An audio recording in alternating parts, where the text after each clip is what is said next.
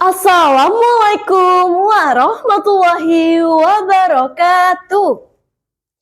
Raja Jauhari berkunjung ke Pekan, menaungi kerajaan yang wisesa.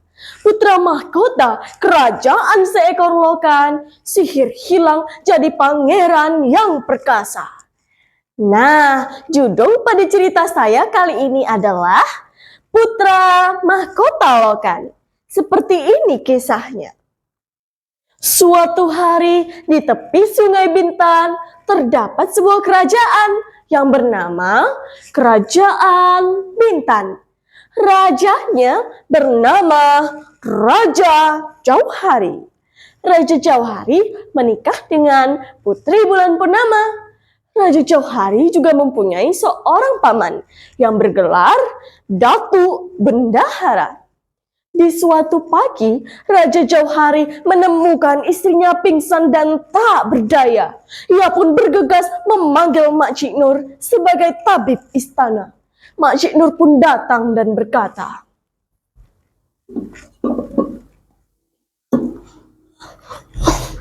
"Mana dia, Tuan Putri?"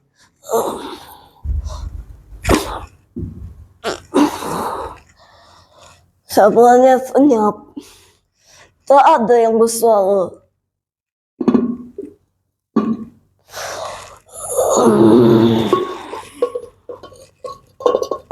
"Dia lontar, pinang lontar, letak di ujung bumi. Setan buta, jembang buta, aku siapa tak berbunyi. Buang engkau kepada rimba yang besar, buang engkau kepada gunung guntung. Jika kau tak mau kembali, hanyalah engkau."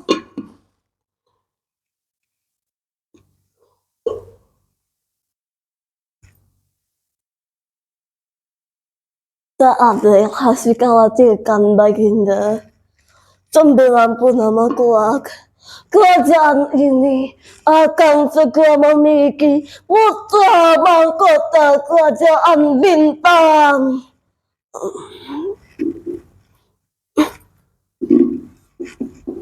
"Permisi, Baginda." Mendengar kata Makcik Nur, sang Raja Jauhari pun meneteskan air mata bahagianya.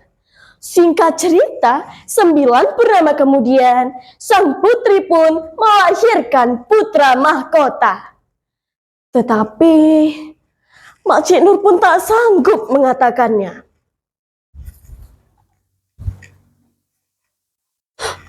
"Ampun, Baginda. Putra Baginda telah pun lahir.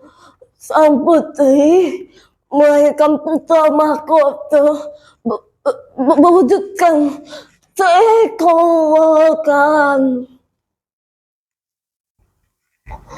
"Apa? Jangan main-main, Makcik Nur. Itu mustahil." "Tidak, itu bukan zuriatku. Singkirkan lokan itu dari hadapan beta." Melihat kejadian itu, sang Datuk Bendahara pun datang dan menghasut Raja Jauhari untuk mengasingkan putri dan bayi lokannya itu ke tengah hutan belantara. Di tengah hutan belantara, sang putri bersenandung.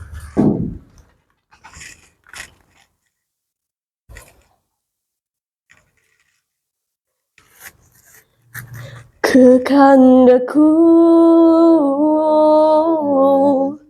inilah gemuruh rindu bersama angin utara,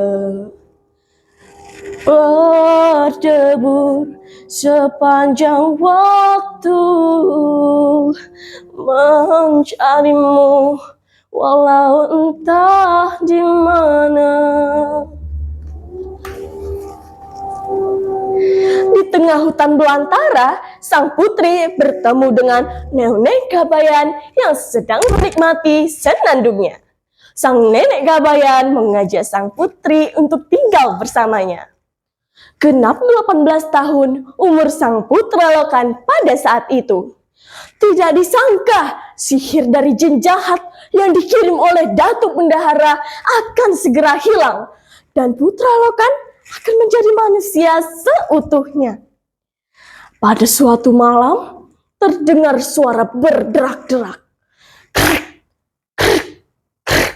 dari pinggir perigi. Semakin lama, semakin jelas, semakin jelas, semakin jelas. Muncullah seorang pemuda tampan dari sebalik perigi.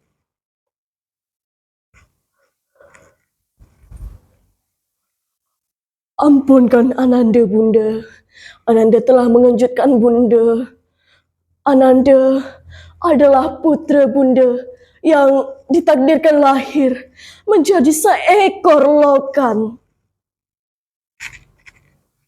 Hah? Engkau putraku? Apakah ini bukan mimpi? Tak, Bunda. Tuhan telah menunjukkan kuasanya. Sihir itu telah pun punah, Bunda.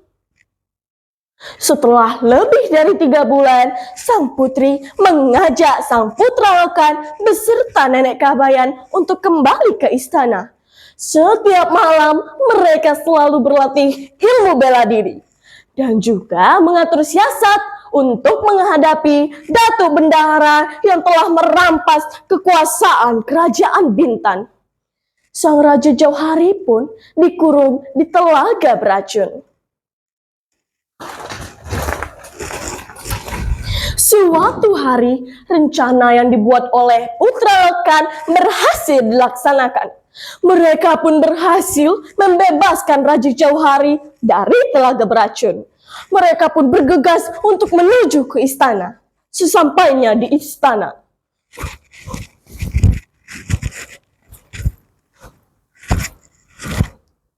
satu persatu pengawal istana tumbang olehnya. Ia pun menerobos masuk ke dalam untuk mencari keberadaan Datuk Bendahara. Mendengar ada biang keributan, Datuk Bendahara pun keluar dari peraduannya. Hei, biang keributan apa yang terjadi di sini? Begitu banyaknya pengawal, tak mampu meredam kegaduhan ini. Pengawal! Akulah yang telah engkau buang ke hutan, Datuk. Siapa engkau? Mengapa menyerang tanpa alasan? Dan seluruh penghuni istana memasuki balairung untuk menyaksikan apa yang sebenarnya terjadi. Di tengah biang keributan, sang putri dengan lantang berkata, "Kami datang untuk menuntut Datuk. Kurasa engkau belum melupakan beta, kan?" "Siapa engkau?" "Wahai penghuni istana, ketahuilah, beta adalah permaisuri kerajaan Bintan, Putri Bulan Purnama. Yang bersama beta ialah Raja Jauhari, raja yang masih berdaulat." Mendengar kejadian itu, para pengawal istana pun punya nyali untuk menangkap Datuk Bendahara. Dan seluruh penghuni istana duduk dan menundukkan kepalanya seraya berkata, "Daulat tuanku! Hidup Raja Jauhari! Hidup Raja Jauhari!"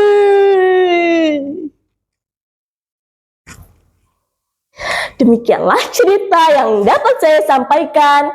Pesan moral yang dapat dipetik dari cerita ini adalah, barang siapa hianat akan dirinya, apalagi kepada lainnya, kepada dirinya ia aniaya, orang itu jangan engkau percaya. Isi Gurindam 12 pasal 8. Demikianlah, wabillahi taufiq wal hidayah. Wassalamualaikum warahmatullahi wabarakatuh.